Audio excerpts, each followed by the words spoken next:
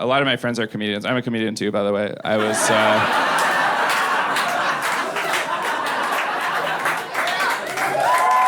Thank you. Thanks.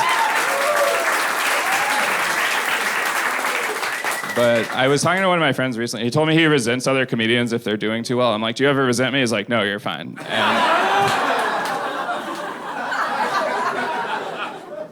I was like, yeah, I'm worried that some of my jokes are too corny. He's like, don't worry, every comedian worries that your jokes are too corny. I've done some weird shows. I did a show for a bachelorette party once, and they didn't tell the bride there was going to be a comedian, so she was really confused when I showed up. She's like, did you guys just have a low budget for strippers or something?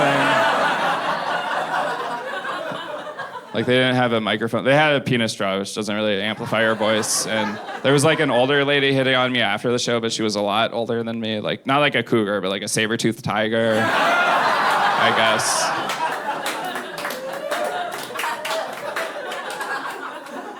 I did some shows recently in Newark, New Jersey, and there was kind of a low turnout there, which hurts more there because I know there's nothing else to do. They're like, you want to go to this comedy show? No, there's a trash can fire. I want to see how that turns out. I am always afraid I'm going to offend someone from there. I guess I just have to not go back there, which is what I was hoping to do. You have to win. But I had some really tough shows there, and like I was doing self-deprecating jokes. I was like, yeah, I suck. And they were like, yes, we agree with that. Or like one lady was laughing a lot, but not at my punchlines, just at me as a person, I guess. One time I did this show, it was like an outdoor concert, and then I came out and started doing stand-up, and I think the crowd was expecting music, so they weren't happy about it.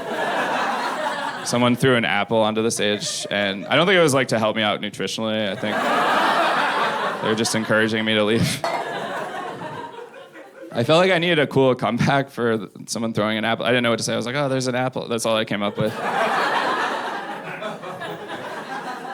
One of the weirdest shows I did a show for circus clowns. It was like a fundraiser, and they showed up in clown makeup in the audience.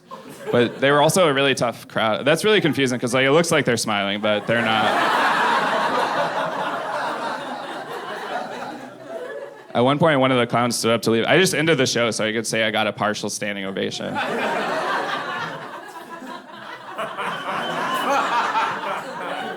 When I first moved to New York, this guy's like, hey, can you do my afternoon show? And I'm like, how much does it pay? He's like, nothing. I'm like, great, I'm in. I showed up, it was like in a library in New York, and there were two people in the audience, which I'm kind of exaggerating because one of them had to leave to use the computer.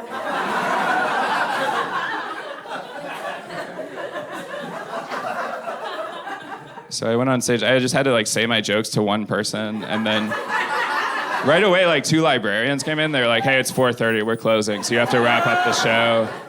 I was like, did I just get heckled by more people than there are in the audience?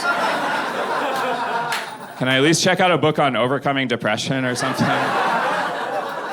And then the guy in the crowd was nice. He wasn't really in the crowd, he was the crowd, I guess, but he wanted to be nice, but he didn't know what to say. He's like, hey man, keep hope alive.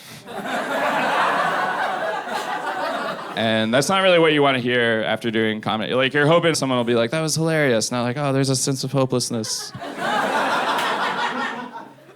The host of that show was really nice afterwards. He's like, I like your voice. I'm like, oh, like my comedic voice? Is like, actually your volume level. It's really good for a library.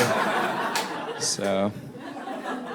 But I realized recently, I have the kind of voice that whatever time I answer the phone, the person immediately apologizes for waking me up.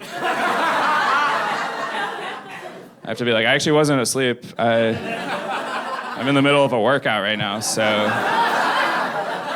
this is probably me at my most alert, I think.